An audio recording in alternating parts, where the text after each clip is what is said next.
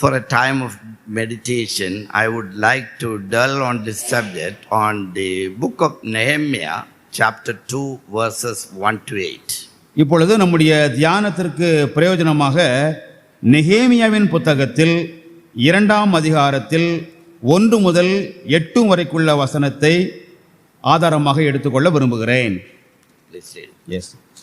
நெகேமியா 2ஆம் அதிகாரம் 1 அர்த்தஷஷ்டா ராஜாவின் 20ஆம் வருஷம் நிசான் மாதத்தில் திராட்சரசம் ராஜாவுக்கு முன்பாக வைத்திருக்கையில் நான் அதை எடுத்து அவருக்கு கொடுத்தேன். நான் முன் ஒருபோதும் அவர் சமூகத்தில் துக்கமாயிருந்ததில்லை. அப்பொழுது ராஜா என்னை பார்த்து, நீ துக்கமுகமாயிருக்கிறது என்ன? உனக்கு வியாதி இல்லையே? இது ஒரு மனதின் துக்கமே ஒழிய வேறொன்றும் அல்ல என்றார். அப்பொழுது நான் மிகவும் பயந்து ராஜாவை நோக்கி, ராஜா என்றென்றைக்கும் வாழ்க, என் பிதாக்களின் கல்லறைகள் இருக்கும் ஸ்தலமாகிய நகரம் பாழானதும் அதன் வாசல்கள் அக்கினியால் சுட்டரிக்கப்பட்டதுமாய் கிடக்கும்போது நான் துக்க முகத்தோடு இராதிருப்பது எப்படி என்றேன். அப்பொழுது ராஜா என்னை பார்த்து, நீ கேட்கிற காரியம் என்ன என்றார். அப்பொழுது நான் பரலோகத்தின் தேவனை நோக்கி ஜெபம் பண்ணி ராஜாவை பார்த்து, ராஜாவுக்கு சித்தமாயிருந்து அடியனுக்கு உமது சமூகத்தில் தயை கிடைத்ததானால் என் பிதாக்களின் கல்லறைகள் இருக்கும் பட்டணத்தை கட்டும்படி யூதா தேசத்துக்கு நீர் என்னை அனுப்ப வேண்டிக் கொள்ளுகிறேன் என்றேன். அப்பொழுது ராஜஸ்திரியும் பக்கத்தில் உட்கார்ந்திருந்தாள். ராஜா என்னை பார்த்து, உன் பிரயாணம் எத்தனை நாள் செல்லும்? நீ எப்பொழுது திரும்பி வருவாய் என்று கேட்டார்.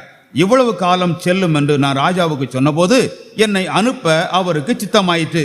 பின்னும் நான் ராஜாவை பார்த்து, ராஜாவுக்கு சித்தமாயிருந்தால் நான் யூதா தேசத்துக்கு போய் சேரும் மட்டும் நதிக்கு அப்புறத்தில் இருக்கிற தேசாதிபதிகள் என்னை வழிவிட்டு அனுப்பும்படிக்கு அவர்களுக்கு கடிதங்கள் கொடுக்கப்படும்படிக்கும் தேவாலயத்துக்கு இருக்கிற அரணின் கதவு வேலைக்கும் நகர அலங்கத்தின் வேலைக்கும் நான் தங்க போகிற வீட்டின் வேலைக்கும் வேண்டிய மரங்களை ராஜாவின் வனத்து காவலாளனாகிய ஆசாப் எனக்கு கொடுக்கும்படிக்கும் அவனுக்கும் ஒரு கடிதம் கட்டளையிடப்படுவதாக என்றேன். என் தேவனுடைய தயவுள்ள கரம் என்மேல் இருந்தபடியால் ராஜா அவைகளை எனக்கு கட்டளையிட்டார். May the Lord add his blessing upon the reading of these verses. வாசிக்கப்பட்ட இந்த வேத வசனத்திலே தேவன் தம்முடைய ஆசீர்வாதங்களை கூட்டி வழங்குவாராக. You might have heard many sermons from the book of Nehemiah. நெகேமியா புத்தகத்திலிருந்து அதிக செய்திகளை நீங்கள் கேட்டிருக்க கூடும். That way, since many of you are servants of God, you might have actually given so many messages from the book of Nehemiah. நீங்கள் தேவ ஊழியக்காரராக இருப்பதனாலே நெகேமியா புத்தகத்திலிருந்து அதிகமான செய்திகளை நீங்களும் கொடுத்திருப்பீர்கள். My message may not be actually equivalent to your message because you might have studied little more than what I have studied and all that.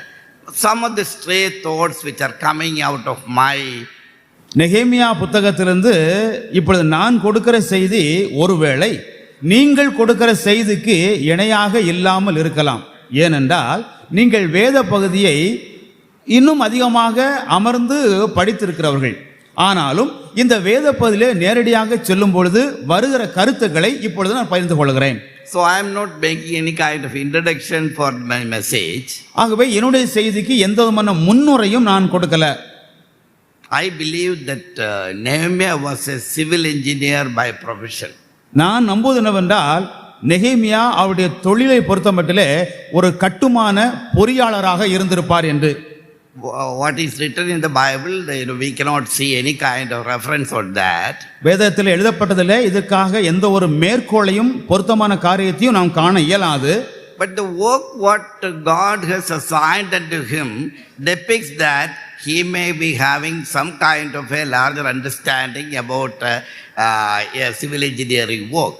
ஆனால் எந்த விதமான பணியை ஊழியத்தை தேவன் இவன் வசமாக ஒப்புவித்தாரோ அது நமக்கு எதை சித்தரித்து காட்டுகிறது என்றால் அவன் இவ்விதமான கட்டுமான பணியிலே தேர்ப்பு கொண்டவனாக பழக்கம் கொண்டவனாக இருந்திருக்க கூடும் என்பதாக. Anyway, he was not a trained theologian. எப்படியாக இருந்தாலும் சரி பயிற்சி பெற்ற ஒரு இறையியல் வல்லுநராக இல்லை. By looking into the verses, we can understand that he was working as a senior civil service officer with the Babylonian civil service. நாம் இந்த வசனங்களை பொறுத்த மட்டிலே நாம் என்ன பார்க்க முடிகிறது என்றால், பாபிலோனிய பேரரசிலே குடிமை பணியிலே ஒரு முதன்மையான பணியில் இவன் அமர்த்தப்பட்டிருந்தான் என்பதை நாம் வழங்கிக் கொள்ள முடியும். Just as we have the Indian administrative service and the allied services and all that. எப்படி இந்தியாவில் நம்முடைய குடிமை பணி ஆட்சி பணியாளர் பணி இருக்கிறதோ அதற்கு இணையான ஒரு பதவியிலே அவன் இருந்திருக்க கூடும். So in this place he was in the Babylonian civil service and he had a privileged position or status in the Babylonian palace. இப்பொழுது பாபிலோனிய பேரரசின் குடிமை பணியிலே இவன் பொறுப்பாளனாக இருந்ததனாலே பாபிலோன அரண்மனையிலே போய் இருப்பதற்காக அதை நெருங்குவதற்கான ஒரு ஸ்லாக்கியத்தையும் ஒரு உரிமையையும் இவன் பெற்றிருந்தான். What was his work? அவனுடைய வேலை என்ன? நெகேமியாவின் வேலை என்ன? He was the chief cupbearer of the king. ராஜாவுக்கு பானபாத்திரக்காரருக்கு தலைவனாக இருந்தான். That means whatever food is given to the monarch, he has to taste that. The Nehemiah has to taste that food and see that it is actually free from any kind of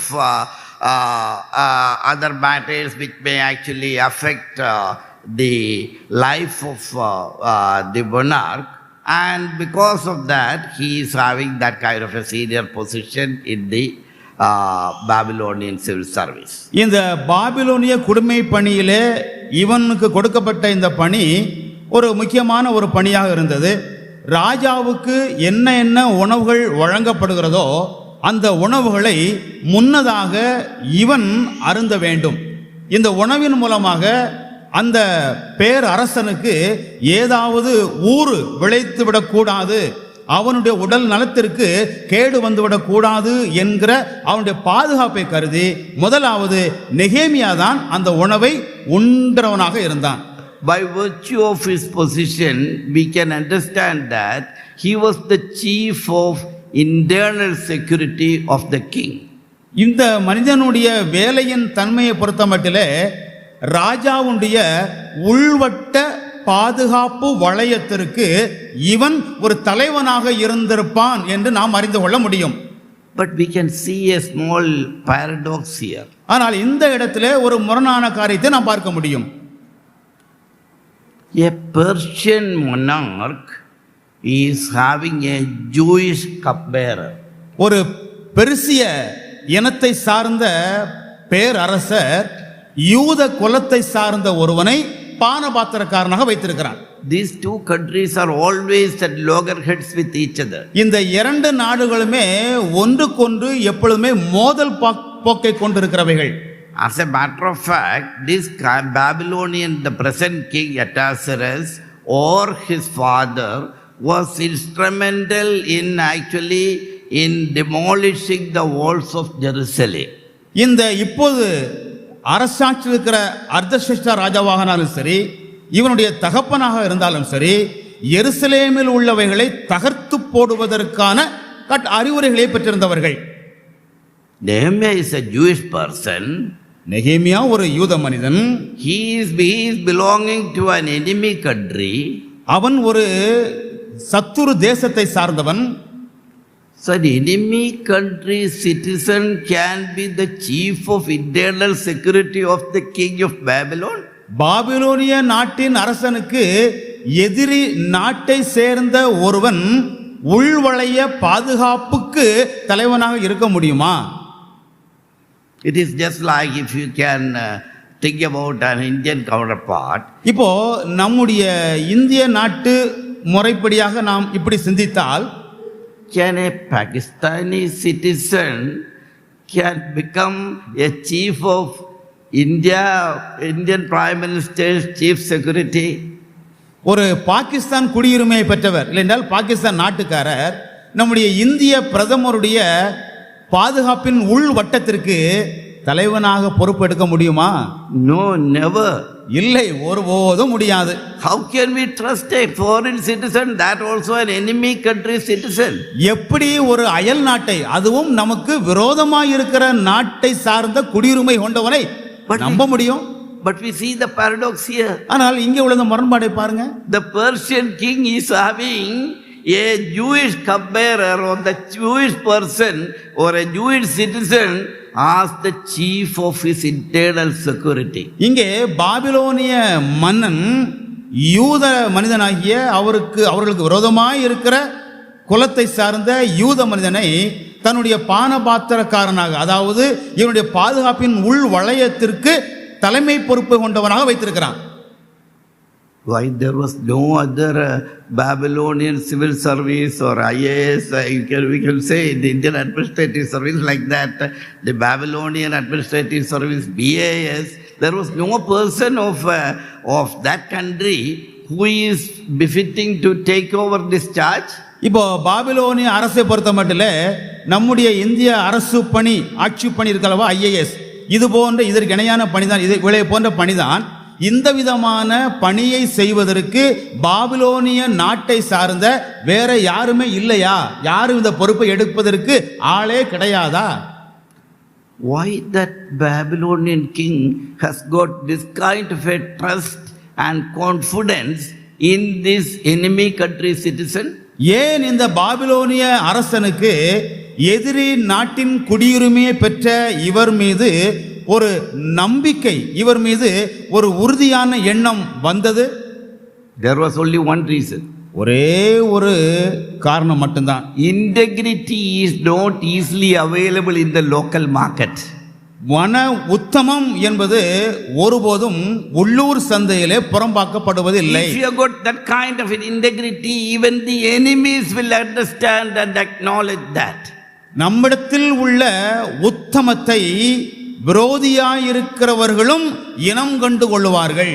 The child of God Nehemiah was even acknowledged by an enemy country because of his high level of integrity and confidence. தேவனுடைய பிள்ளையாயிருக்கிற இந்த நெகேமியா அவனை எதிர்க்கிற நாட்டை சார்ந்தவர்களாலே அங்கீகரிக்கப்படுகிற அளவிற்கு இவன் தன்னுடைய உத்தம குணத்திலே மேன்மை நிலையை கொண்டவனாக இருந்தான். ஆகவேதான் எதிரி நாட்டை சார்ந்தவர் கூட இவனை அங்கீகரித்துக் கொண்டார்கள். A child of God has to be like that in whatever place the Lord has placed him. தேவனுடைய பிள்ளை அப்படித்தான் இருக்க வேண்டும்.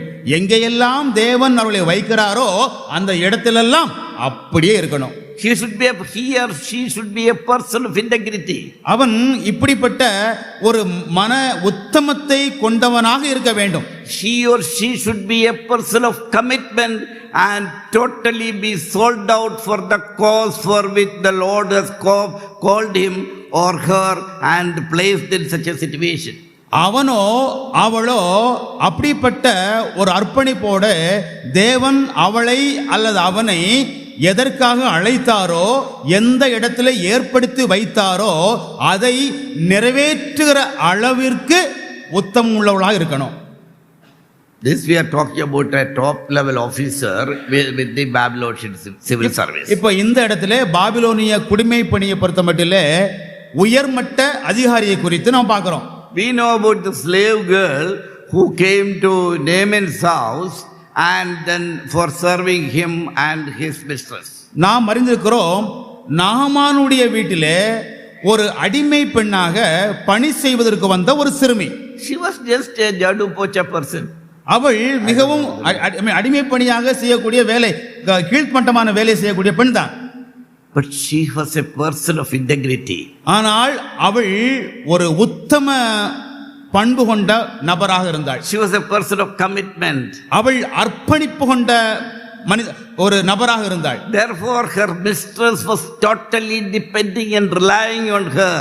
ஆகவேதான் அவளுடைய எஜமாட்டி முழுவதுமாக இவளை நம்பி இருந்தாள். இவள் வார்த்தையை அவள் ஏற்றுக்கொண்டு சார்ந்திருந்தாள். because of that, whatever she has told to her mistress about the healing of Naaman, who was a leprosy patient, it was totally been believed, and then the matter has been told to Naaman, and then Naaman has told that matter to the king, and then he has gone over there and he got healed because of this slave girl who came for household work. இந்த பெண்ணுடைய வார்த்தை முழுவதுமாக நம்பப்பட்டபடியினாலே இந்த சிறுமி சொன்ன வார்த்தையை எஜமாட்டி கேட்கிறார். அதனாலே தன்னுடைய கணவனாகிய நாகமானுக்கு அறிவிக்கிறாள். நாகமான் சென்று சீரியா ராஜாவுக்கு அறிவிக்கிறான். சீரிய ராஜா இஸ்ரவேல் ராஜாவுக்கு அறிவிக்கிறான். இறுதியாக இவன் பூர்ணமான சுகம் பெற்று விட்டான். இப்படி பூர்ணமாக இவன் சுகம் பெறுவதற்கு காரணமாய் அமைந்தது இந்த முழுவதுமாக அர்ப்பணித்த உண்மையுள்ள இந்த சிறுமி சொன்ன ஒரு உண்மையான வார்த்தை தான். When we teach about Christian leadership or spiritual leadership, we always quote this example. நாம் இப்பொழுது ஆவிக்குரிய தலைமைத்துவம் இல்லை என்றால் சபையினுடைய தலைமை கிறிஸ்தவ தலைமைத்துவம் என்பதை குறித்து பேசுகிறோம். எப்பொழுதுமே இது நிகழக்கூடும். Leadership is always influence. இந்த தலைமைத்துவம் எப்போதுமே செல்வாக்கு கொண்டதாக இருக்கணும். If you are able to influence a person, influence a group of people, influence a society, you are definitely a leader. உண்மையாகவே நீங்கள் தனி ஒரு மனிதன் மீது, தனி ஒரு குழு மீது, தனி ஒரு சமுதாயத்தின் மீது செல்வாக்கு கொண்டவர்களாக இருப்பீர்களானால் நிச்சயமாக நீங்கள் ஒரு அசலான தலைவர். What I am trying to say is, leadership doesn't need a certain designation or a certain top level, that kind of a title for the work concerning you. இப்போ உங்களை பொறுத்த மட்டிலே தலைமை என்று சொன்னால் ஏதோ அது ஒரு பதவியின் பெயராகவோ இல்லை என்றால் ஒரு உயர்நிலையாக படியாக அமைவதோ அல்ல. See what an influence that slave girl could do in that household because of her trust in the Lord, and what she has said, it has been completely believed by her mistress as well as her master, and then went to the king, and that the two countries, they have come closer to each other because of this slave girl who came for this kind of a menial work. பாருங்கள் எவ்வளவு உண்மையாக இருக்க வேண்டும் என்பதற்கு இந்த சிறுமியினுடைய வார்த்தை நல்ல எடுத்துக்காட்டாக இருக்கிறது. அவள் என்ன சொன்னாலோ அது உள்ளபடியே நம்பப்பட்டது. ஆகவேதான் அவள் சொன்ன வார்த்தையை அவளுடைய முதலாளியாகிய அந்த அம்மா ஏற்றுக்கொள்கிறாள். கணவனுக்கு சொல்லுகிறாள், இந்த அரசனுக்கு தெரிவிக்கப்படுகிறது, அந்த நாட்டு அரசனுக்கு தெரிவிக்கப்படுகிறது, முழுமையாக குணமாக்கப்படுகிறான். இதன் மூலமாக இரண்டு அரசர்கள், அதாவது இரண்டு தேசங்கள் நெருக்கமாக ஒன்றிணைகிறது. முற்றுமாக உண்மையாய் சொல்லப்பட்ட வார்த்தையை பரிபூர்ணமாக நம்பினதனாலே. That is about the slave girl who came for actually that kind of a work, who is doing a menial work, who has shown leadership.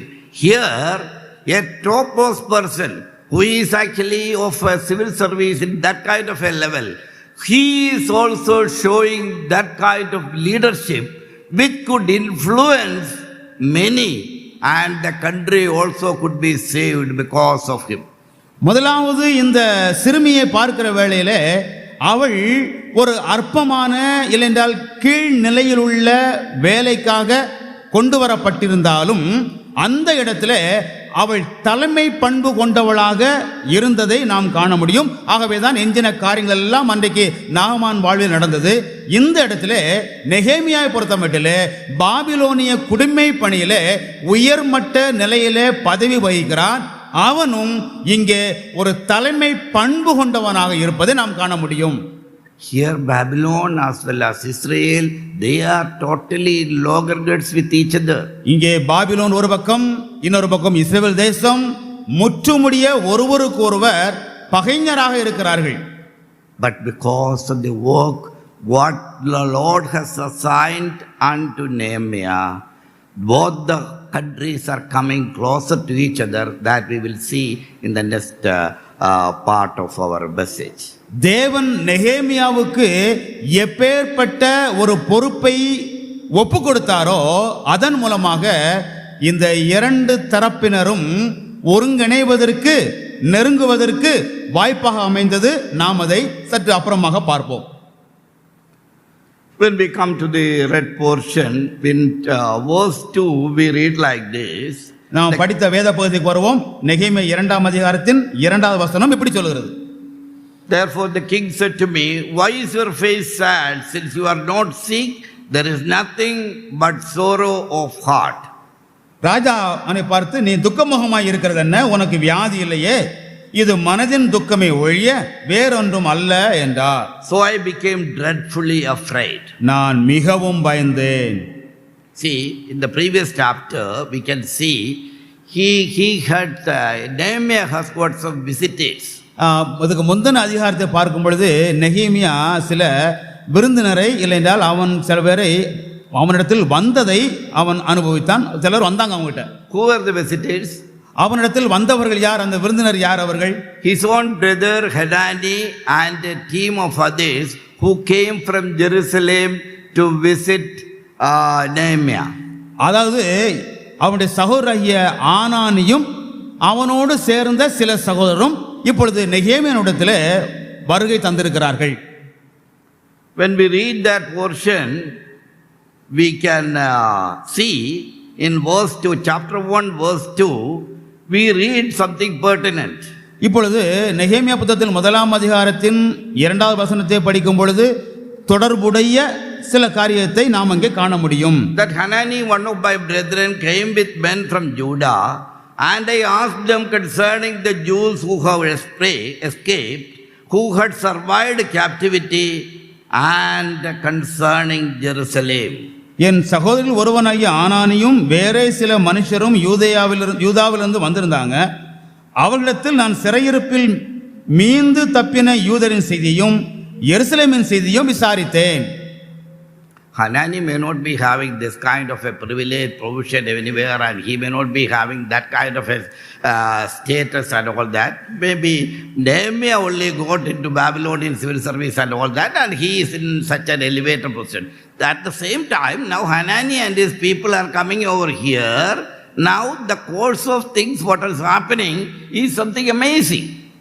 ஆனானி என்பவன் ஒரு உயர் பதவியில் இருக்கக்கூடியவனாக இருந்திருக்க வாய்ப்பில்லை, இருந்திருக்க மாட்டார். அவர் ஒரு சாதாரண மனுஷனாக இருந்திருக்கக்கூடும். நெகேமியா தான் இப்பொழுது இந்த பாபிலோனிய நாட்டிலே குடிமை பணியை பொறுத்த மட்டிலே ஒரு உயர்மட்ட பதவியிலே அவர் இருக்கிறார். இப்போது ஆனானியும் அவனை சார்ந்தவர்களுமாக நெகேமியிடத்து வருகிறார்கள். இப்பொழுது நடக்கிற இந்த விஷயங்கள் எல்லாமே ஏதோ ஒரு காரியத்தை விசேஷமாக சிறப்பாக காண்பிக்கிறது.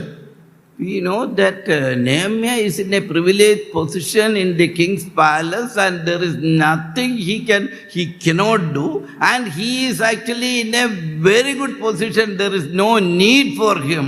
He need to actually look after these people, give them food and all that, and show them the places, and then he could have sent them back.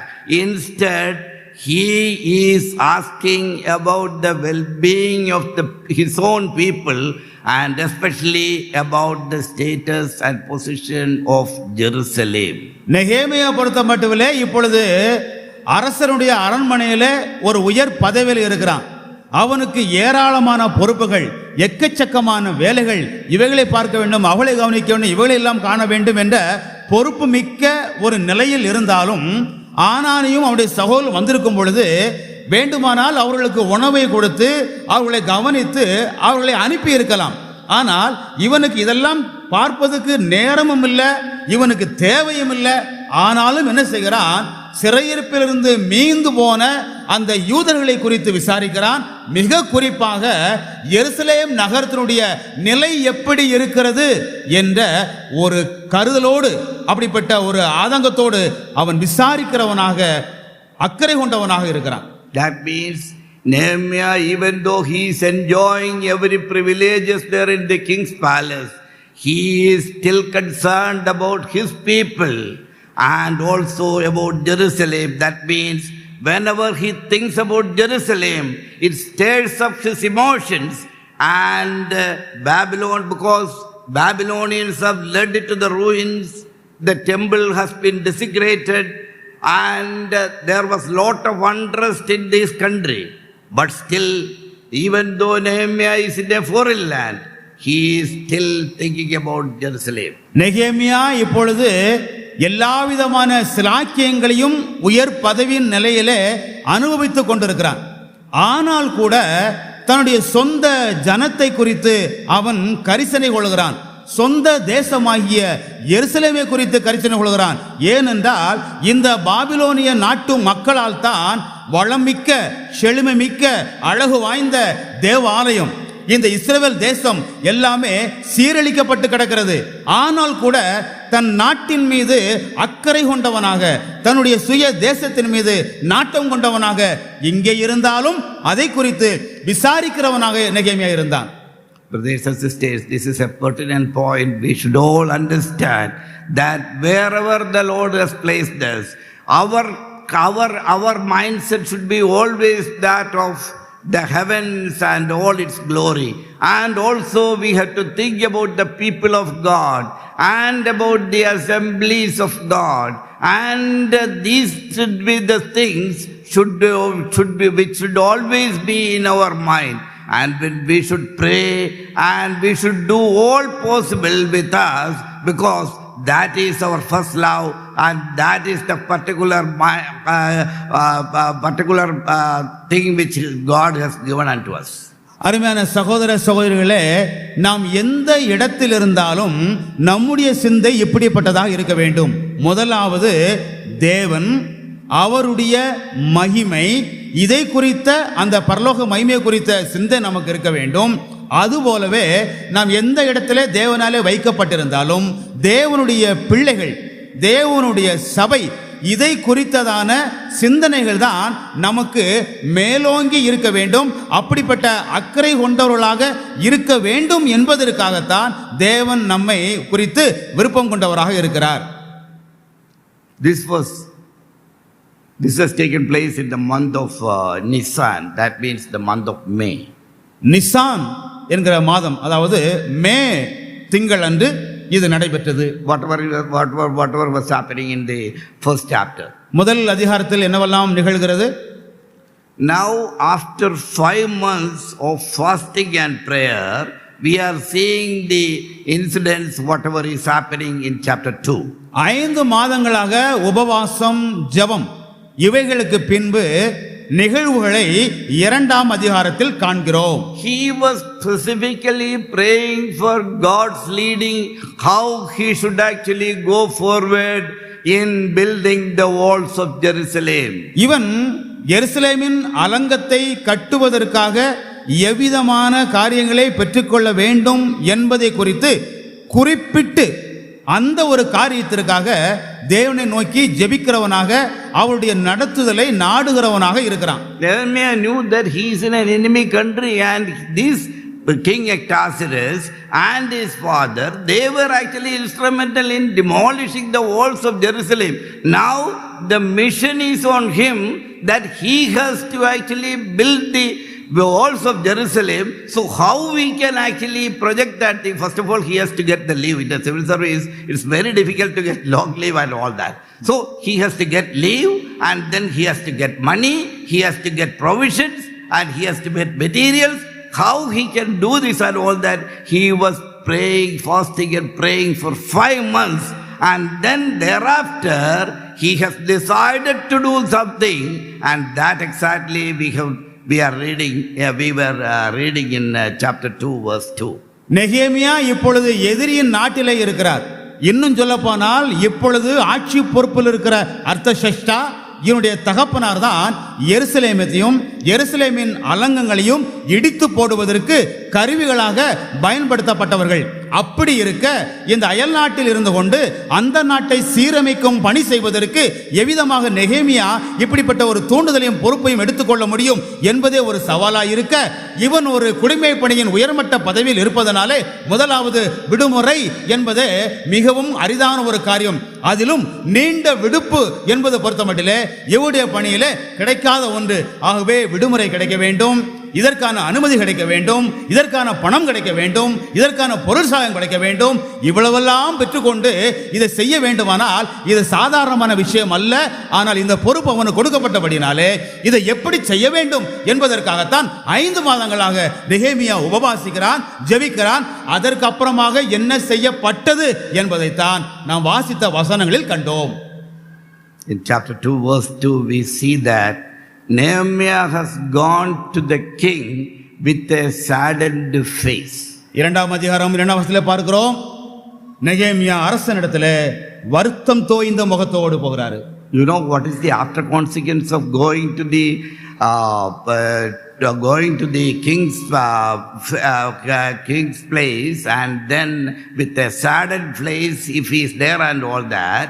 That means he is not satisfied with the reign of this kingdom, and then there is every possibility that he can be completely been murdered at that particular point of time, because that is the kind of administration those days it was happening over there. ஒரு ராஜாவுடைய சமூகத்திலே ஒருவர் துக்கமுகமாய் போனால் என்ன நடக்கும் என்று தெரியுமா? அந்நாட்களில் உள்ள அரசருடைய அரசு வழக்கத்தின்படியாக அரசர் இருக்கக்கூடிய அந்த அறைக்கோ அரசருடைய சமூகத்திற்கோ பணியை செய்கிற ஒருவர் துக்க முகத்தோடு போனால் அதனுடைய பொருள் என்னவென்று கேட்டால், இவன் இந்த அரசனை விரும்பவில்லை, இந்த அரசனுடைய அரசாட்சி விரும்பவில்லை, ஆகவேதான் இப்படி இருக்கிறான் என்று சொல்லி அவனை சிரச்சேதம் செய்வதற்கு கூட அந்நாட்களிலே பழக்கம் இருந்தது. அந்த அளவிற்கு ராஜ சமூகத்திலே துக்கமுகமாய் செல்வது ஒரு பயங்கரமான விளைவை கொடுக்கும் செயல். Even though he has to risk his life, he wanted some way or other the walls of Jerusalem to be built. அவனுடைய உயிர் பணயம் வைத்து எப்படியோ ஏதாவது ஒரு வகையிலே எருசலேமில் உள்ள அலங்கங்கள் கட்டப்பட வேண்டும் என்கிற பேராவல் கொண்டிருந்தான். If he is going to be beheaded that time, it's okay. It's the Lord's will. Because he was praying, fasting and praying with the Lord, and the Lord has given that kind of a go-ahead with him. He took that risk, and then with a saddened face, he is addressing the king. And so that the king, he wanted that kind of a question to come from the king, then only he will be able to answer and submit whatever he wanted to say before the king. இந்த இடத்துல இவ்விதமாக இவன் துக்கமுகமாய் போனால் ஒருவேளை ராஜா இவனை சிரச்சேதம் பண்ணலாம். சிரச்சேதம் பண்ணினாலும் பரவாயில்லை, 5 மாதங்களாக ஜெபித்து உபவாசித்து இந்த பணியை செய்ய போகிறேன், இந்த இடத்துல இதைத்தான் தேவன் அனுமதித்தாலும் பரவாயில்லை என்கிற நிலைமையோடு தான், அந்த ஆயத்தத்தோடு தான் நெகேமியா இப்பொழுது செல்கிறார். இப்பொழுது நெகேமியா துக்கமுகமாய் செல்வதன் மூலமாகத்தான் ராஜா அவனிடத்தில் இவ்விதமான கேள்வியை கேட்க முடியும். ராஜா இந்த கேள்வியை கேட்டால்தான் இந்த விவரங்களை அவனுடைய அறிவுக்கு கொண்டு வர முடியும். இதெல்லாம் அறிந்தவனாக, துணிந்தவனாக, உயிரை பணைய வைத்தவனாக நெகேமியா ராஜ சமூகத்தில் துக்கமுகத்தோடு போறாரு. The king is asking him, why is your face sad? There is nothing but sorrow of heart. So I became dreadfully afraid. That is the reason why he was afraid.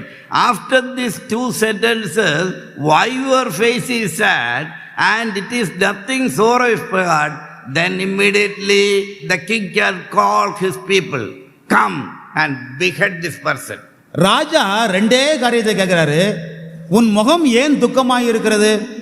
இது மனதின் துக்கத்தை தவிர வேறு ஒன்றும் இல்லையே.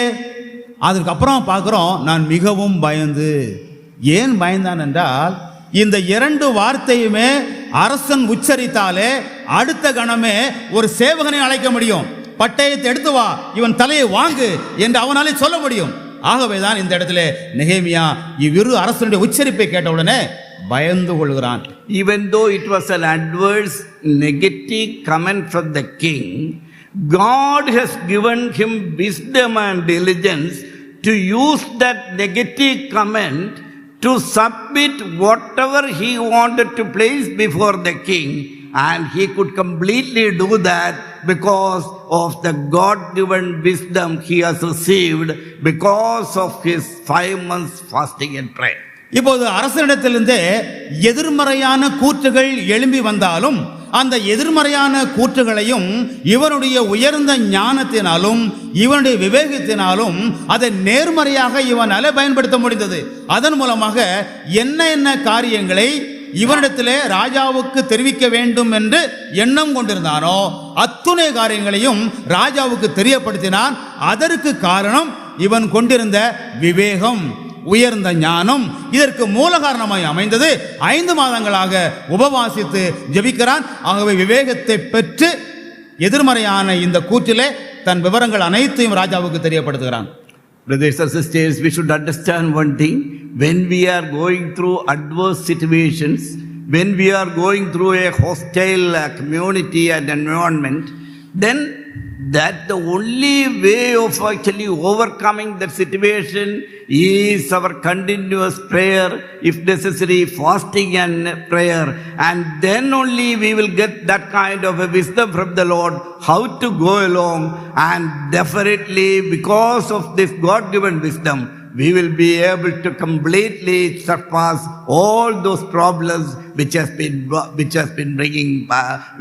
actually bringing by the adversary, the devil. அருமையான சகோதரர்களே, சகோதரிகளே, எப்போதெல்லாம் நமக்கு எதிர்ப்பு வருகிறதோ, எப்போதெல்லாம் பகைமை நமக்கு முன்பாக எழும்புகிறதோ, அப்போதெல்லாம் நாம் இந்த விதமான காரியத்தை நாம் கை கொள்ள வேண்டும். அதாவது ஞானமாக விவேகமாக செயல்படுவதற்கு நாம் ஊக்கமாக ஜெபிக்க வேண்டும். தேவைப்படுமானால் உபவாசம் இருந்தும் நாம் ஜெபிக்க வேண்டும். அப்படி ஜெபிக்கும் பொழுது பகைவராலே, பகைமையினாலே, சத்துருனாலே வரக்கூடிய இந்த தீமையான யோசனைகள், தீமையான காரியங்களுக்கெல்லாம் நாம் தப்பி இவைகளை மேற்கொள்ள முடியும். It was for the king is asking, what is your request? ராஜா இப்ப பார்த்து கேட்கிறான், நீ கேட்கிற காரியம் என்ன? அதாவது உன்னுடைய வேண்டுதல் என்ன? என்ன விண்ணப்பம்? See the answer of prayer. The king himself is asking, what do you want to submit? You submit without any fear. You just submit before me. பாருங்க, ஒரு ஜெபத்தின் பதில பாருங்க. உனக்கு என்ன வேணும்னு ராஜாவே அவனை பார்த்து கேட்கிறாரு. உனக்கு என்ன வேணுமோ அதை அச்சம் இல்லாமல் என்னிடத்திலே தாராளமாய் தெரிவிக்கலாம், சொல். The latter part of verse 4 is much more appealing. There we see that, so I prayed to the God in heaven. பாருங்க, 4ஆம் வசனம் பிற்பதிலே இவன் நோக்கத்தோட காரியம் செய்கிறான். பாருங்க, பரலோகத்தின் தேவனை நோக்கி ஜெபம் பண்ணி. Actually a better translation will be, so I give thanks unto the Lord. ஒரு சிறப்பான ஒரு மொழியாக்கம் வார்த்தை எப்படி அமைந்திருக்க வேண்டுமானால், நான் தேவனுக்கு நன்றி செலுத்தினேன், அவரை துதித்தேன். This kind of a question he was longing to hear from the monarch in all these 5 months, and Lord is exactly answering his actually desire. And then even at that time, before the king, before this earthly king, he could actually give thanks to the Lord, and then he started his submission, which is very long, which goes to from verse 5 to verse 7. இப்பேற்பட்ட ஒரு பதிலை தான் இவன் நீண்ட நாட்களாக பாபிலோனிய பேரரசிலிருந்து எதிர்பார்த்து கொண்டே இருந்தான். இதற்காகவே தான் 5 மாதங்களாக இவன் ஜெபிக்கிறான், உபவாசிக்கிறான். இப்பொழுது அந்த ஜெபத்திற்கான பதில் கிடைக்கிறது. இவனுடைய விருப்பத்தை தேவன் நிறைவேற்றுகிறார். இப்படி ஒரு வார்த்தை இந்த பாபிலோனிய பேரரசரிடத்திலிருந்து எனக்கு கிடைத்ததே என்ற நன்றி பெருக்கினாலே ராஜா கேட்ட கேள்விக்கு பதில் கொடுப்பதற்கு முன்னதாக பரலோகத்தின் தேவனுக்கு நன்றி செலுத்தி அதற்கு அப்புறமாக நீண்டதொரு பட்டியல் வேண்டுகோளை கொடுக்கிறான். அது 7வது வசனம் வரைக்குமாக நீளுகிறது. When we see these verses 5, 6 and 7, we can see the way in which he is able to submit to the king about his needs and all that. And in one statement, if I can put it like this, he is not only asking permission to build the walls of Jerusalem, but asking the monarch also to pay the bill. இப்போ பாருங்க, 5, 6, 7 இந்த வசனங்களிலே சொல்லப்பட்ட இந்த காரியம் அவன் எவ்விதமாக ராஜாவுக்கு தன்னுடைய விண்ணப்பத்தை வேண்டுகோளை வைக்கிறான் என்பது நமக்கு தெரிகிறது. இதையெல்லாம் ஒரு வார்த்தையிலே குறுகலாக சுருக்கி சொல்ல வேண்டுமானால் நான் இப்படி சொல்கிறேன். எருசலேமில் உள்ள அலங்கத்தை கட்டுவதற்கு இந்த பேரரசர் தனக்கு அனுமதி கொடுக்க வேண்டும் என்பதை மட்டும் கேட்காம அந்த அலங்கம் கட்டுவதற்கான செலவையும் இந்த பேரரசனை ஏற்றுக்கொள்ள வேண்டும் என்று கேட்கிறாரு. This guy is asking the enemy king to pay all the expenses to be incurred for constructing the walls of Jerusalem, with the walls actually pertaining to the enemy country.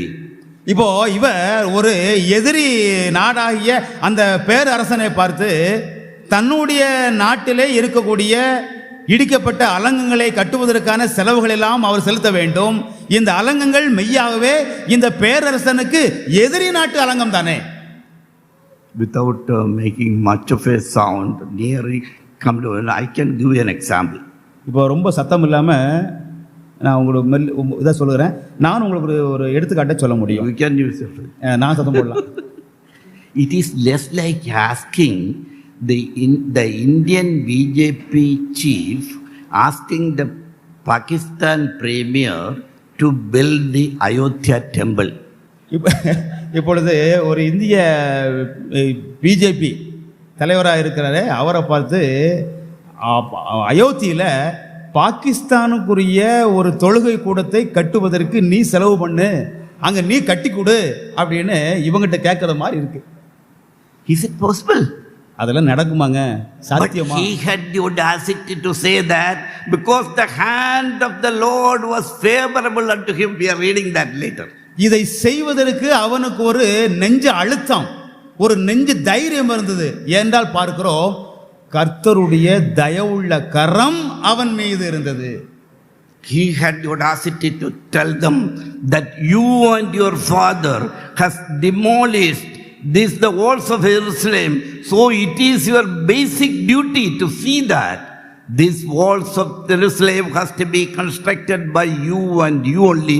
You have to pay the bill, as well as you have to give the resources, and you have to give we can read, what all things he are asking and all that, about the wood and all other things, he has to supply, and the king is yielding unto his request. இவன் விதமாக சொல்லியிருக்கலாம், அதாவது எருசலேமுடைய அந்த அலங்கத்தை இடித்தது நீயும் உங்க தகப்பனார் தான், அதனாலே இப்பொழுது அதை கட்டுவதற்கான பொறுப்பு உங்ககிட்ட தான் இருக்கிறது.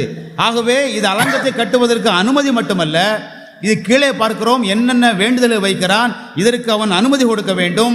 அங்கே இருக்கக்கூடிய அந்த தேசாதிபதிகள் இவனுக்கு அனுமதியை கொடுக்க வேண்டும். மரம் வேலைகளை செய்வதற்கு மரம் எல்லாம் அவனுக்கு கொடுக்கப்பட வேண்டும். இவ்விதமாக என்னென்ன உதவிகள் செய்யப்பட வேண்டுமோ அத்தனை உதவிகளையும் நீங்க செய்ய வேண்டும்.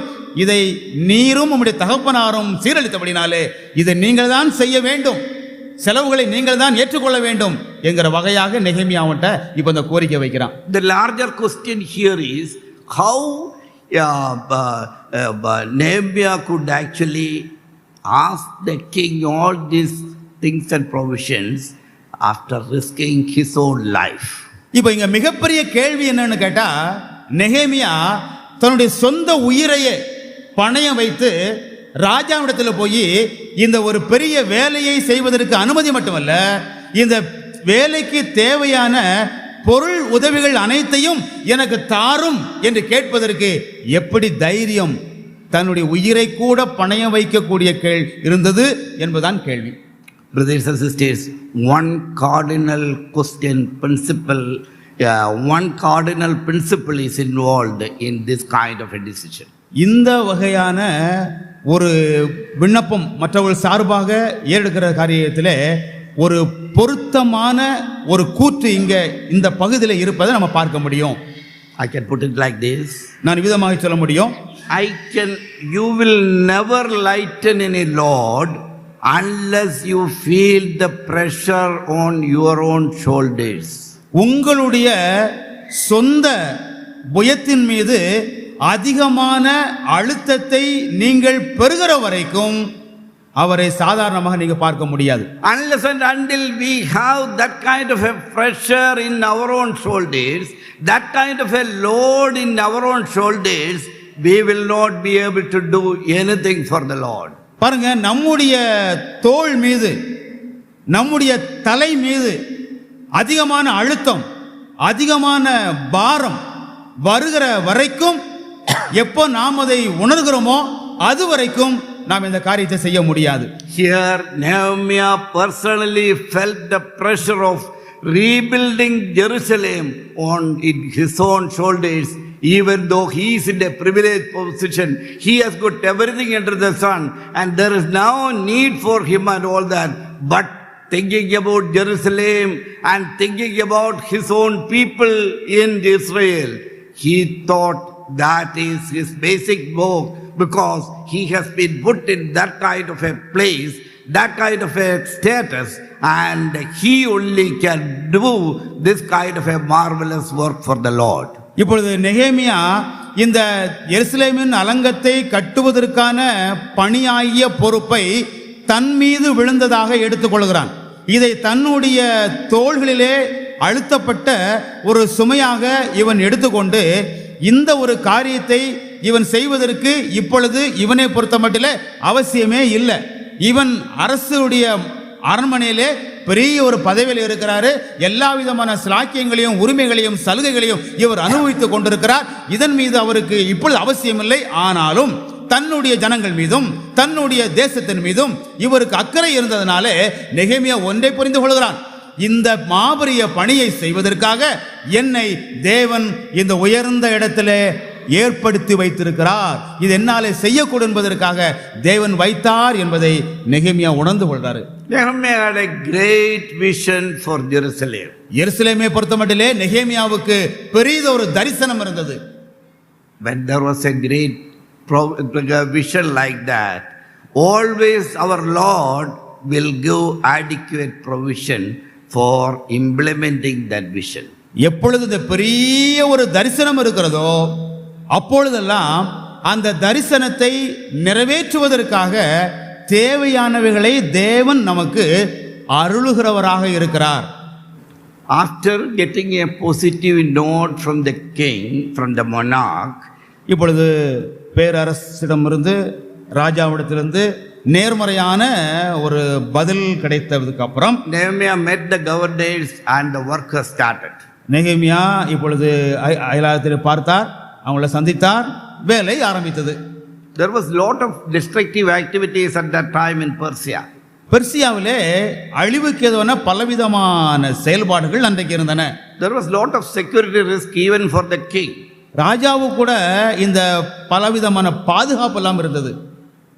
But somewhere or other, because of the hand of the Lord was actually favorable unto him, he could start the work. ஆனால் எப்படியோ தேவனுடைய கரம் அவன் மீது தயவாக இருந்தபடியினாலே இந்த பணியை அவனாலே துவங்க முடிந்தது. In verse 18 we read, 18வது வசனத்திலே நாம் பார்த்தோம்,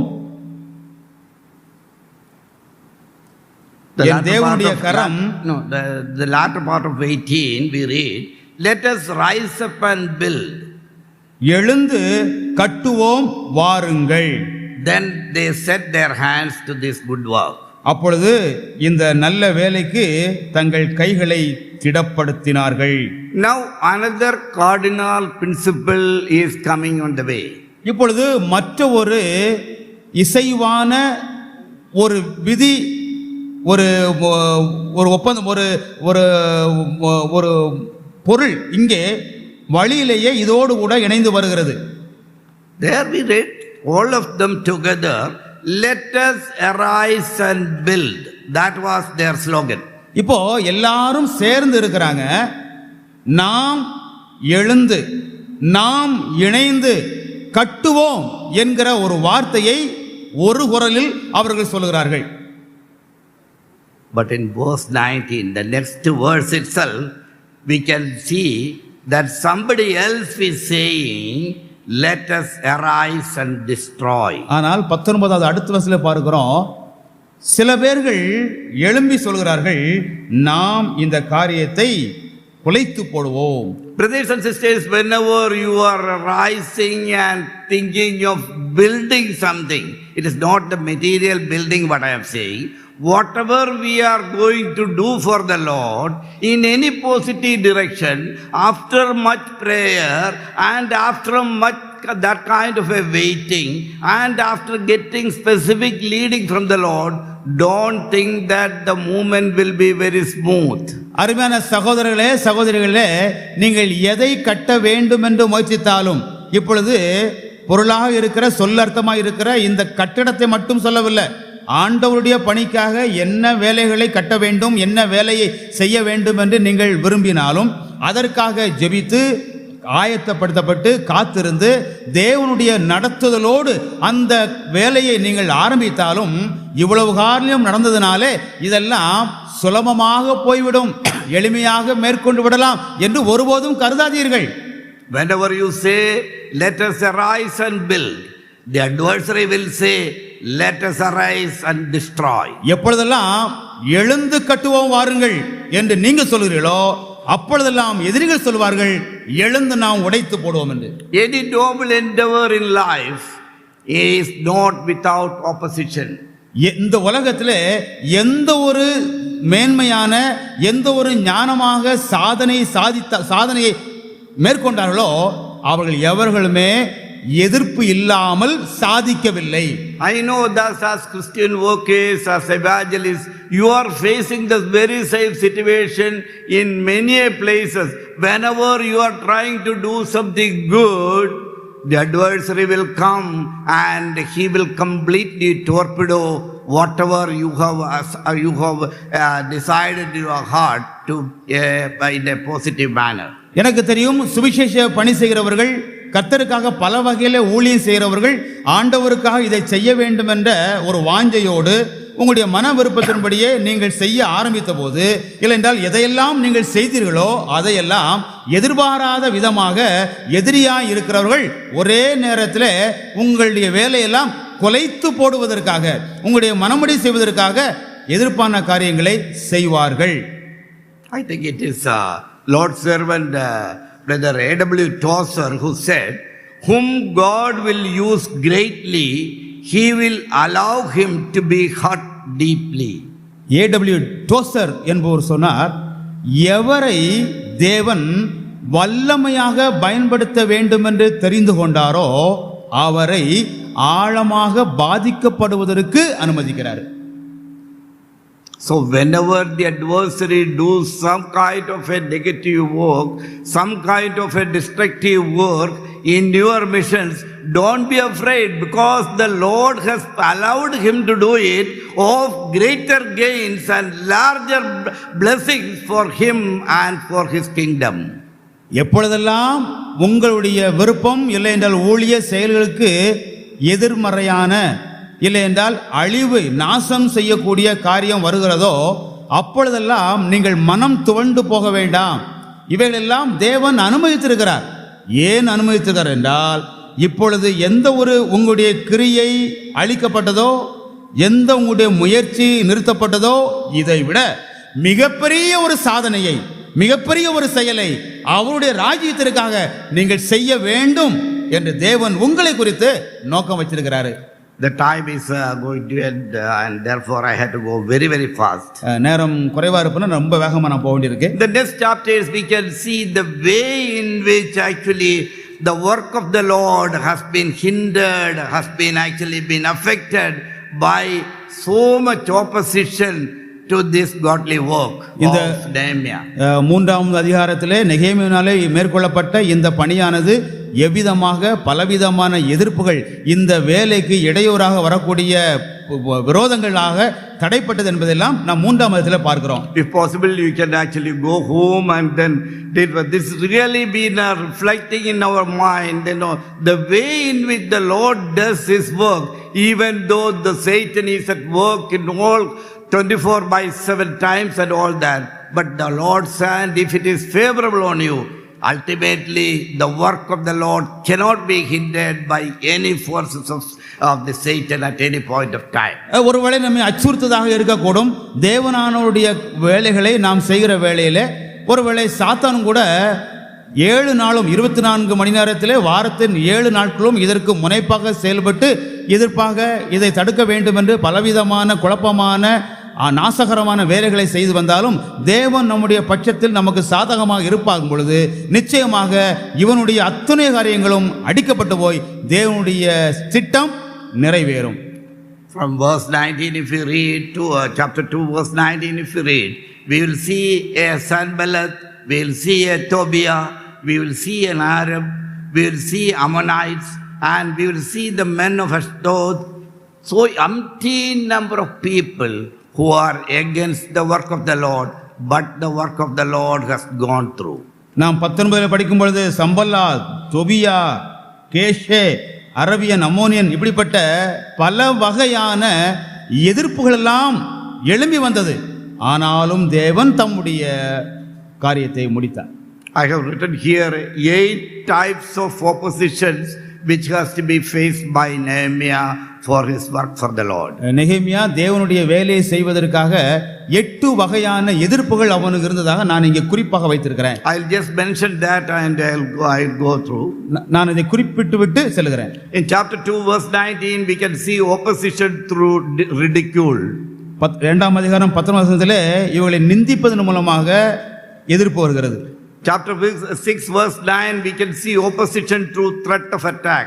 6ஆம் அதிகாரம் 9ஆம் வசனத்திலே வாசிக்கிறோம் இவர்களுக்கு அச்சுறுத்தி பயமுறுத்துகிற ஒரு தடை வருகிறது. Again we can see the same words, opposition through discouragement.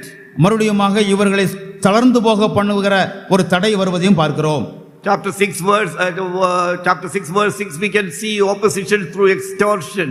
6ஆம் அதிகாரம் 6ஆம் வசனத்திலே யுதமாக திரித்து குழப்பதன் மூலமாக வரக்கூடிய ஒரு எதிர்ப்பை பார்க்கிறோம். Chapter 6 verse 13 we can see opposition through intimidation. மறுபடியுமாக அவர்களை அச்சுறுத்தல் மூலமாக பயமுறுத்தல் மூலமாக வரக்கூடிய ஒரு எதிர்ப்பை 6ஆம் அதிகாரம் 13ஆம் வசனத்திலே பார்க்கிறோம். Chapter 6 verse 12 we can see opposition through slander. 6ஆம் அதிகாரம் 12ஆம் வசனத்திலே இவர்களை குறை சொல்வதா குற்றம் சொல்லுவதன் மூலமாக வருகிற தடையை குறித்து பார்க்கிறோம். Chapter 4 verse 11 we can see opposition through internal scheming. அப்புறம் 4ஆம் அதிகாரம் 11ஆம் வசனத்திலே உள்வகையாக உள்ளடி வேலையாக ஒரு சதி திட்டங்களை தீட்டுவதன் மூலமாக எதிர்ப்பு வருவதை பார்க்கிறோம். And chapter 6 verse 3 we can see opposition through plot to kill, treachery. 6ஆம் அதிகாரம் 3ஆம் வசனத்திலே இவர்களை கொலை செய்ய வேண்டும் என்ற சதி ஆலோசனை பண்ணுவதன் மூலமாய் வருகிற தடை. I will digress a little bit and say about some points about the present situation in India. அதுமாக இதோடு கூட நடைமுறை காலங்களிலே இப்பொழுது நடைமுறையில் தற்காலிகத்திலே இந்தியாவில் இருக்கக்கூடிய சில காரியங்களையும் அதோடு இணைத்துக் கொள்கிறேன். The main opposition which has to be faced by Nehemiah was scorn or ridicule. நெகேமியாவுக்கு மிக முக்கியமாக இருந்த எதிர்ப்பு என்னவென்று கேட்டால் அவனை பரிகாசம் பண்ணினார்கள், அவனை நிந்தித்தார்கள். Let me deliberate with you.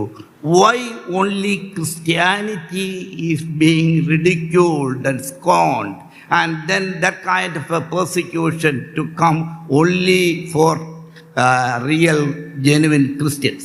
ஏன் உண்மையாக மெய்யான கிறிஸ்தவர்களாய் இருப்பவர்களுக்கு மட்டும் இந்த நிந்தை, பரியாசம், ஏளனம் போன்ற எதிர்ப்புகள் வருகிறது? We have got all boldness to say this to the entire world, and because of these 4 reasons what I have mentioned, what I am going to mention here, we are scorned and ridiculed and we are subjected to persecution. பாருங்க, நான் சொல்ல போற இந்த 4 காரியங்களை நாம் அகில உலகத்திற்கும் நாம் மன உறுதியோடு சொல்ல வேண்டியதா இருக்கிறோம். ஆகவே தான் அகில உலகமே நம்மை பார்த்து ஏளனம் செய்கிறார்கள், நம்மை பரிகாசம் பண்ணுறாங்க, நிந்திக்கிறாங்க. The first reason why we are ridiculed is our message is exclusive. முதலாக ஏன் உலகம் நம்மை ஏளனம் செய்கிறது, ஏன் நம்மை பரிகாசம் செய்கிறது என்றால் நம்முடைய செய்தியானது தனித்தன்மை வாய்ந்தது, பிரத்யேகமானது. What is our message? நம்முடைய செய்தி என்ன? Jesus is the only way. இயேசு கிறிஸ்து ஒருவர்தான் வழி, ஒரே வழி. There is no one else. வேற ஒருவர் இல்ல. There is no one else to get to reach the eternal our abode in heaven. Jesus is the only way. நித்தியமாக பரலோகத்திற்கும் நித்திய ஜீவனுக்கும் போவதற்கு வேற ஒருவருமே இல்ல. இயேசு கிறிஸ்து ஒருவர்தான் வழி. If we were saying that along with Jesus some all other people are also there, other gods are there, there would not have been any kind of persecution. இப்போ நம்ம இயேசு கிறிஸ்து மற்றவர்களில் ஒருவர், நிறைய பேர் இருக்கிறாங்க, அவங்க கூட இயேசு கிறிஸ்துவும் ஒரு வழியாக இருக்கிறார் அப்படி சொன்னோம்னா நம்ம யாரும் ஏளனம் பண்ண மாட்டாங்க, நம்ம யாரும் நிந்திக்க மாட்டாங்க. We say that it is only Christ and no one else. நாம் என்ன சொல்கிறோம்? கிறிஸ்து ஒருவரே, வேற ஒருவரும் கிடையாது. Truth will not accommodate everything. சத்தியம் எல்லாவற்றையும் ஏற்றுக்கொள்வது கிடையாது. Truth is always exclusive. சத்தியம் எப்பொழுதுமே தனித்தன்மை கொண்டது. Truth cannot compromise on anything but the truth. சத்தியம் வேற எதோடும் சமரசம் செய்து கொள்ளாது, சத்தியத்தோடு மட்டுமே சமரசம் செய்து கொள்ளும். Our message by definition and proposition it is exclusive. நம்முடைய செய்தியானது அது உறுதித்தன்மை வாய்ந்ததாக இருக்கிறது, அது ஏற்றுக்கொள்ளக்கூடியதாக இருக்கிறது, அது தனித்தன்மை கொண்டதாக இல்லை என்றால் அது பொருள் கொண்டதாக, அர்த்தம் கொண்டதாக இருக்கிறது. ஆகவேதான் இந்த நிந்தனை. This is one of the reasons why we are ridiculed.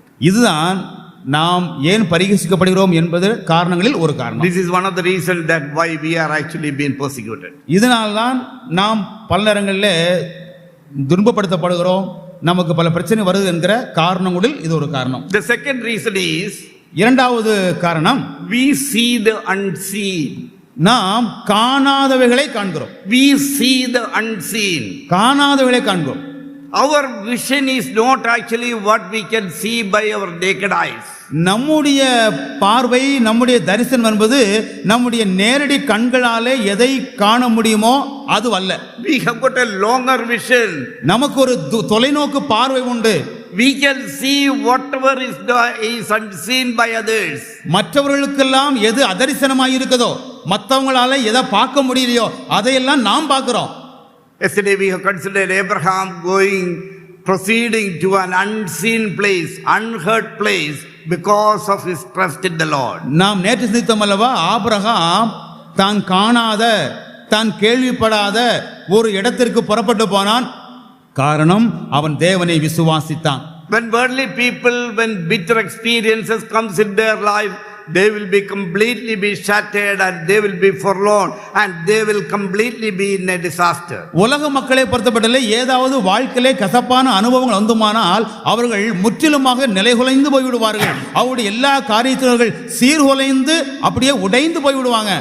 At the same time, bitter experience in God's children, they will build stronger and stronger in life. அதே வேளையிலே ஒரு கசப்பான அனுபவம் தேவனுடைய பிள்ளையின் வாழ்க்கையிலே வருமானால் அதிக அதிக பலமாக அவர்கள் கட்டப்படுவார்கள் வாழ்க்கையிலே. It is all our experience. Whenever that kind of experiences come, we will never be shattered.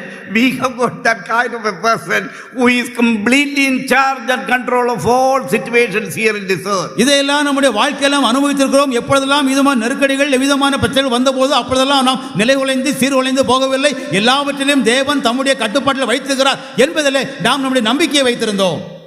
Unfortunately, the world cannot understand this. துரதிர்ஷ்டவசமாக உலகம் இதை புரிஞ்சுக்கிடல.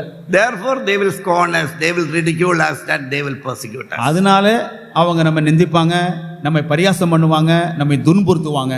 And third thing, மூன்றாவது விஷயம், we challenge the sovereignty of man. மனிதனுடைய இறையாண்மையை நாம் சவால் விடுக்கிறோம். We will see that the Lord is with me. I will not fear. What can man do for me? நான் இப்படி சொல்கிறோம், தேவன் என்னோடு இருக்கிறார், மனிதன் எனக்கு என்ன, தேவன் என் பட்சத்தில் இருக்கிறார், மனுஷன் எனக்கு என்ன செய்வான் என்று சொல்கிறோம். We see a Moses before Pharaoh. மோசே பார்வோனுக்கு முன்பாக இருப்பதை பார்க்கிறோம். We see a John the Baptist before King Herod. ஏரோதுக்கு முன்பாக யோவான் ஸ்நானன் நின்றதை பார்க்கிறோம். We see our blessed Lord Jesus before Pilate. நம்முடைய ஆண்டவராய் இயேசு கிறிஸ்து பிலாத்துவுக்கு முன் நின்றதை பார்க்கிறோம். We see the martyrs before their persecutors or perpetrators. இரத்த சாட்சியாக மரித்தவர்கள் தங்களை துன்புறுத்தல் முன்பதாக அவர்களை கொலை செய்து சிறைச்சேதம் முன்பதாக நின்றதை நாம் பார்க்கிறோம். Romans 8:31 is very much hard. We know all by heart. If God is with us, who can be against us? ரோமரில் படிக்கிறோம், தேவன் நம் பட்சத்தில் இருப்பாரானால் நமக்கு விரோதமாய் இருப்பவன் யார்? அது அதிகமாக நம்முடைய இருதயத்திலே தாக்கத்தை ஏற்படுத்துகிற வார்த்தை. When we challenge the sovereignty of man, the world cannot understand it. They will continue to ridicule us. ஆகவே நாம் மனிதனுடைய இறையாண்மையை குறித்து நம்ம சவால் விடுகிறோம். உலகம் அதை புரிந்து கொள்ள முடியவில்லை. எனவே நம்மை பார்த்தவர்கள் நிந்திக்கிறாங்க. And fourthly and finally, we claim a morality which transcends the world. கடைசியாகவும் நிறைவாகவும் இந்த உலகத்தை உருமாற்றுவோம் என்கிற உரிமையை நாம் பாராட்டுகிறோம். What do you mean by statement? விதமாக நாம் இது இப்படி மாற்றுகிறோம் என்பதை குறித்த கருத்து எந்த அர்த்தத்தை நாம் கொள்கிறோம்? இந்த We உலகத்தில் preach Jesus was born 2000 years ago in this planet Earth. இந்த உலகத்திலே 2000 ஆண்டுகளுக்கு முன்பதாக ஆண்டவர் இயேசு கிறிஸ்து பிறந்தார் என்று நாம் நம்புகிறோம், பிரசங்கிக்கிறோம்.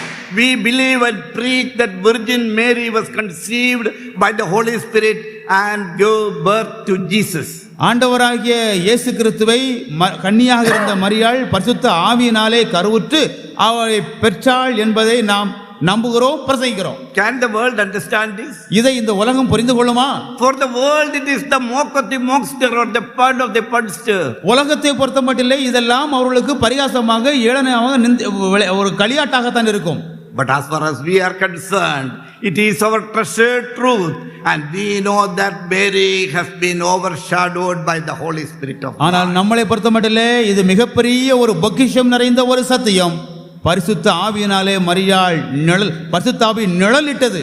ஆகவேதான் கன்னியாகிய மரியாள் பரிசுத்த ஆவியினாலே கருவுற்று பாலனாகிய இயேசுவை பெற்றாள்.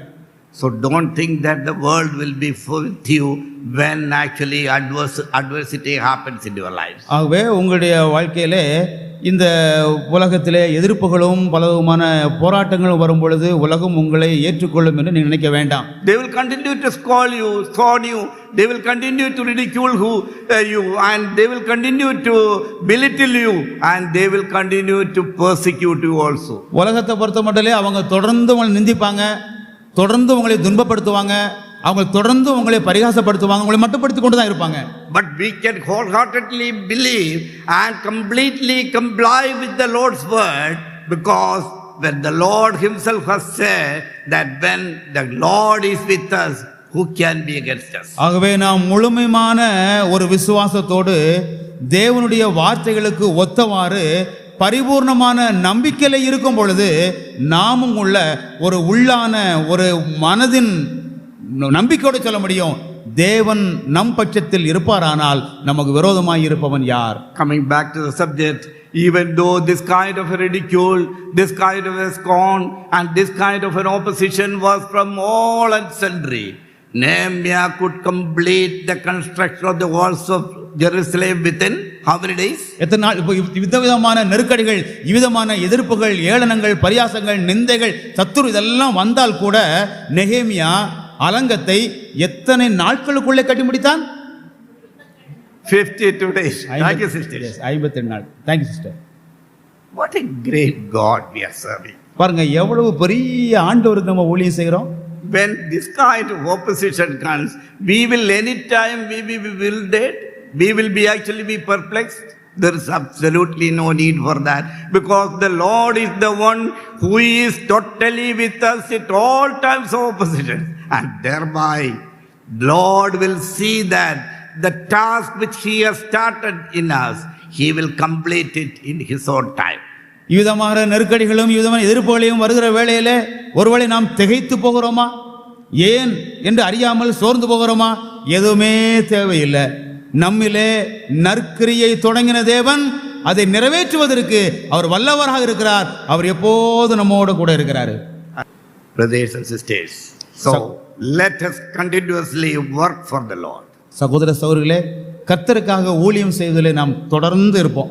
Whatever is the present situation you are facing, என்ன ஒரு சூழ்நிலையை இப்ப நிகழ்காலங்களில் நீங்கள் எதிர்கொள்கிறீர்களோ அது எதுவாக இருக்கட்டும், whatever is in distress, whatever way you are in distress or in dismay, நீங்கள் எந்த ஒரு வகையிலே சோர்வுற்றோ இல்லை எந்த வகையிலே நீங்கள் இளைப்படைந்தவர்களாகவோ இருந்தாலும் இருக்கட்டும், just as Nehemiah could complete his work within 15 days, it is written there, as the hand of the Lord was favorable unto him, similarly the hand of the Lord is favorable with each one of you, and thereby there is no question of any kind of discouragement or negativity in our hearts. ஆக எதிர்ப்புகள் எப்படியாக இருந்தாலும் சரி, நெகேமியாவை பார்ப்போம்.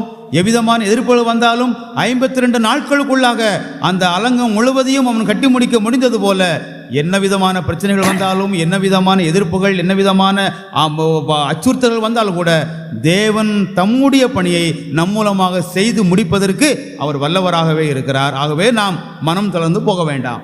I praise my Lord, as well as I thank the organizers of this meeting, especially Brother John Sterian and all the team, for giving me an opportunity to come over here and talk to all of you, so that we have got that kind of courage and conviction to stand for the Lord even in adversities. We have seen, starting from the origin of sin, and from that second session we have dealt with how we have to be a blessing to the people of God and for the assembly of God here in this India. And wherever the Lord has placed us, we have to be continually doing the work of the Lord, because of the fact that the hand of the Lord is favorable unto each one of you, and that the name of the Lord be magnified. ஆகவே விதமான இந்த நல்ல ஒரு கூடுகைக்காக நான் ஆண்டவருக்கு நன்றி செலுத்துகிறேன். அருமையான சகோதரன் ஜோன் செரியான் மற்றும் இந்த முகாமின் பொறுப்பாளர்களாக இருக்கிற ஒவ்வொருவருக்கும் என்னுடைய நன்றியை தெரிவிக்கிறேன். குழுக்களாக நீங்கள் எல்லாம் செய்தீர்கள். இந்த இடத்திலே கர்த்தருடைய வார்த்தையை கொடுக்கும்படியாக நீங்கள் என்னையும் அழைத்தீர்கள். நான் அதற்காக மகிழ்ச்சியுடன் இருக்கிறேன். நாம் துவங்கும் பொழுது முதல் பாவம் என்பதை குறித்து நாம் சிந்திக்க ஆரம்பித்தோம். நேற்று தினத்தில் எப்படி ஆசீர்வாதம் இருத்தல், இந்த உலகத்திலே தேவன் எந்த இடத்துல எந்த நாட்டில் வைத்தாலும் நாம் ஆசீர்வாதமாக இருக்கிறோம் என்கிற விஷயத்தை நாம் சிந்திக்கவும், இந்த நிறைவு பகுதியிலே தேவனுடைய தயவுள்ள கரம், தேவனுடைய கரம் நம் மீது தயவாய் இருப்பதனாலே என்ன சூழ்நிலை வந்தாலும், என்ன எதிர்ப்பு வந்தாலும் தேவன் நமக்கு ஒப்பு கொடுத்த பணியை நம்மாலே நிறைவேற்ற முடியும் என்கிற காரியத்தை சிந்திப்பதற்கு தேவன் உதவி செய்தார். இவை அனைத்திற்கும் நான் மகிழ்ச்சியோடு நன்றி சொல்கிறேன். Thank you very much. God bless you all. அனைவருக்கும் நன்றி. தேவன் உங்களை ஆசீர்வதிப்பாராக.